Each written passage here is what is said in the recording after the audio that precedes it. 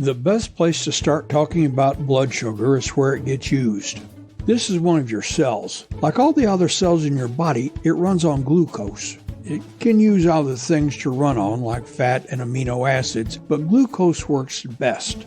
This is glucose. It's the most common sugar there is. Plants make it from sunlight, carbon dioxide, and water. They knit it together into starch to store it for use later. We eat the plants to get the starch, and today we would say carbohydrates. We digest the starch back into glucose and pour it out into the bloodstream. The cell isn't normally able to pick up bloodstream glucose by itself, so the body makes a hormone called insulin. Insulin opens the cell so that the glucose can get in. Some glucose is stored for daily use as glycogen. If there's enough glucose, the cell will start storing it for long-term use as fat. Now, there's always glucose in the bloodstream. A normal fasting level of glucose is between 70 and 100 milligrams per deciliter. Anything more than about 100 milligrams per deciliter indicates a problem and needs to be checked by a medical professional. When you eat, the glucose level in your blood rises. Your body detects the rise and releases more insulin to get the glucose packed away safely in your cells. Sometimes your cells don't work as well with the insulin as they should. They become insulin resistant, and it takes more insulin to get the glucose put away. This means that the blood sugar levels stay higher than they should for a long time, and that's a problem.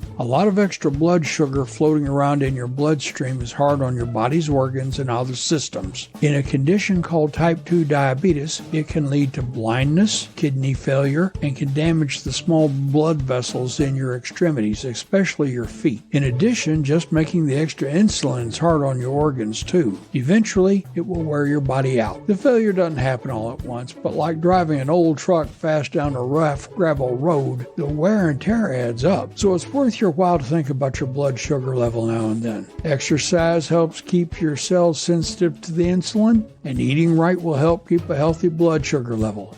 And that's something we can all live with. Created using Powtoon.